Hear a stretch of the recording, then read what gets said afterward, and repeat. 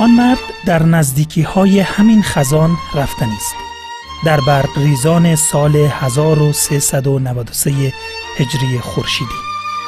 مردی که حدود 13 سال پیش از این روز با ظاهر متفاوتی دل به دریای حکومت زد. دریایی که رنگش از هر سرخی سرختر بود. در آن زمانها که کرزی از کرز قندهار بود و نه یک رئیس جمهور، بیشتر میخندید، شادتر بود و پرگپتر. با موهای کم پشت مثل حالا، اما کمی سیاه رنگتر، چهرهش بشاشتر، قدش ایستاده تر و نگاهش مهربانتر بود. در آن روزها که تکه پیراهنش را میشد در بازار پل خشتی هم یافت و عطرش مارک اروپایی نداشت، بوتهایش براق نبود و رنگ پوستش به زردی نمیزد. در آن روزها او به افغانستان آمد تا رئیس جمهور شود.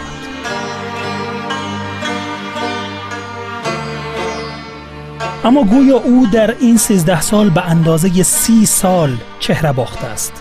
در این سالها که شهرها آبادتر، خانه ها امن‌تر و درختان سرسبزتر از گذشته، اما او روز به روز خمیده‌تر و دلنازکتر از گذشته میشد.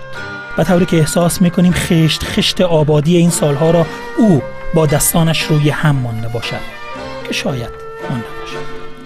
بله، به نظرم او رئیس جمهور یک کشور نه، بلکه رئیس جمهور یک ویرانه، رئیس جمهور مشتی به بیگانه فروخته و شماری همه چیز باخته به افراد فروخته شده به بیگانه شده.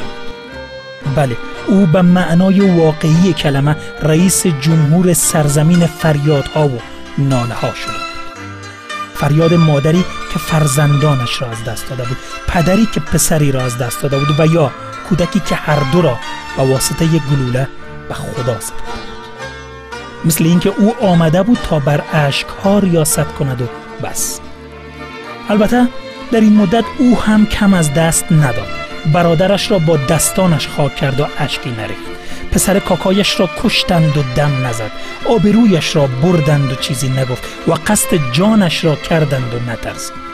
زیرا هم و غم او چیز دیگری بود. نگرانیش آینده این مرزوبان بود.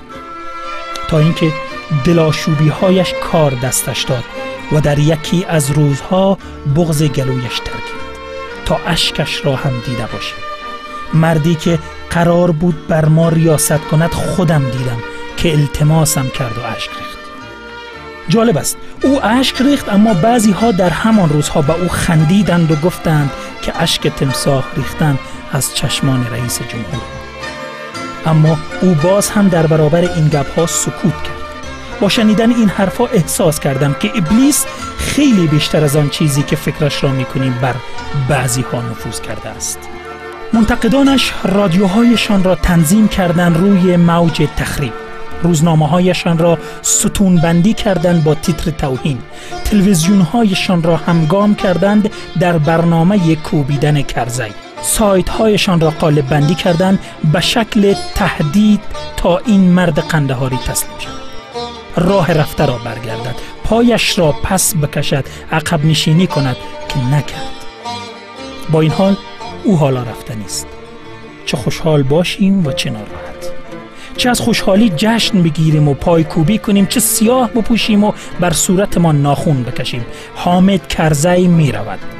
نمیدانم که در این دم آخر باید از او تقدیر کرد یا همچنان به او توهین کرد.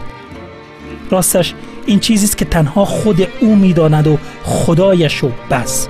پس خدایا سفرش را بخیر داشته باش. رئیس جمهور ما، خدا حافظ.